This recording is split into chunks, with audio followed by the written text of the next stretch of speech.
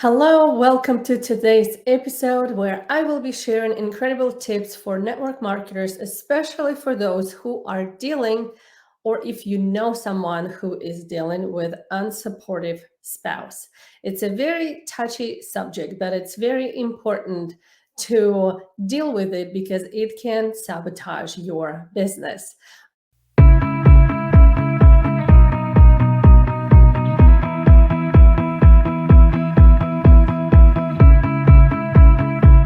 My name is Kat Krasilnikov. I'm one of the founders of Beach Bus Influencers. It's online coaching community for marketers and online entrepreneurs where we're teaching you how to use social media by teaching you concepts of influence marketing. So you can stop chasing friends and family, you can stop spamming your newsfeed with salesy posts, and you're going to learn how to attract those perfect prospects to you.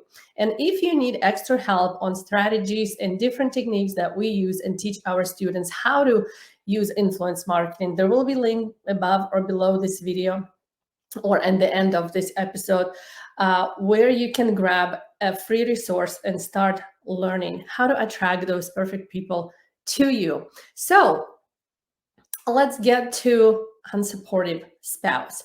And I'm going to share with you that my husband, although right now he's my biggest cheerleader, my biggest supporter, he believed in me when I did not believe in myself. And only because of his support, I am where I'm at right now. It was not always the case. There was time in our relationship and my business where he actually said to me once, I actually need a wife, not an ATM machine.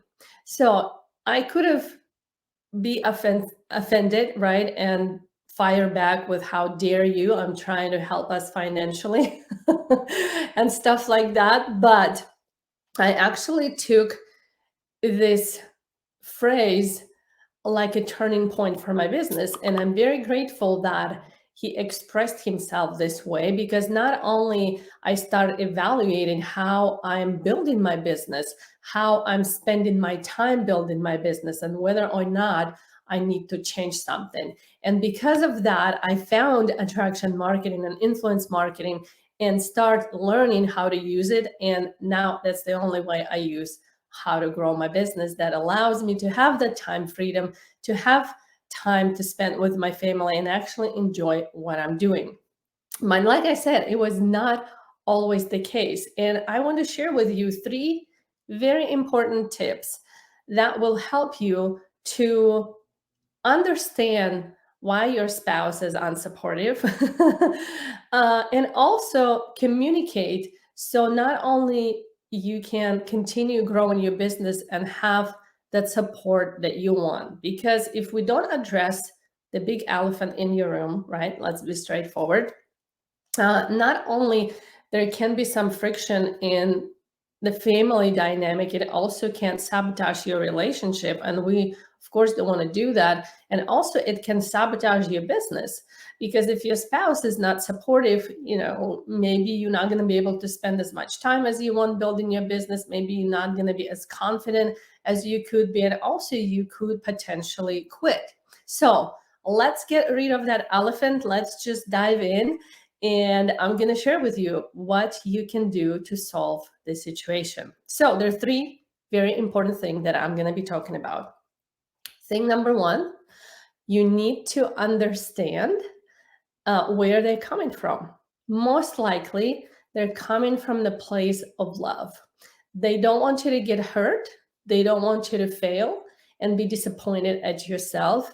They also maybe not want you to get distracted because they may be seeing you doing different things than you used to be doing before. And to them, it's kind of a distraction. So you have to understand that even though they're not supportive and it seems like they're on the other side, they actually come from the place of love and support, right?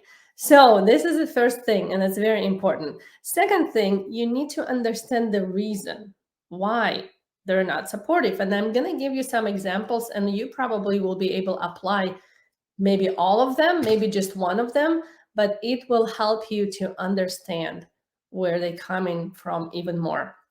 So the reason number one, why they're not supportive could be is that they feel neglected. Suddenly, you start taking time away from your spouse or your family in general and doing something else, right?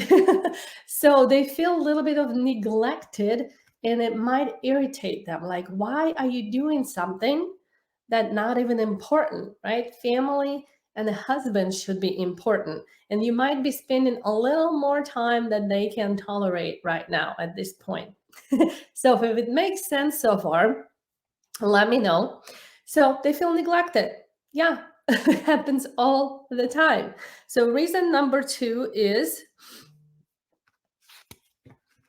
oh, I skipped some of my notes. But anyways, reason number two, they think that you're not serious. So maybe you have done it in the past and you did it for a little bit and then you quit, and maybe you did it again and you quit, and they think this is one of those times where you're going to do it for a month, a year, and then you're going to quit. So they don't know that you are committed.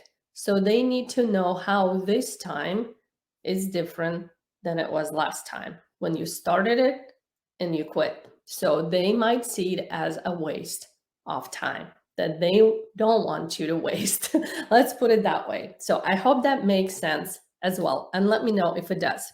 So, reason number three, you did not include him in the whole situation. And I'm very guilty of doing that. I didn't tell my husband that I joined the business opportunity because it was kind of like not big deal. I didn't take my business seriously in the beginning. I didn't even think it was a business. I didn't even think it was important enough to share with my spouse because it was like a fling. I didn't know I was committed and serious. I didn't know it was a long-term relationship. I thought it would be just a little fun thing to do sometimes with my friends. And I didn't even tell him that I was doing some kind of business. And one day he came from work and he saw like 40 people in our house that we were about to finish a home party that I thought would finish by the time he gets home, but it was still going on. And he was just shocked when he entered the house and there were a bunch of cars in the parking lot and all these people in our house that he has no idea who they are. So he was really irritated because I did not include him. I didn't even tell him that I was doing a business. So that's why they might be not supportive. You did not include them.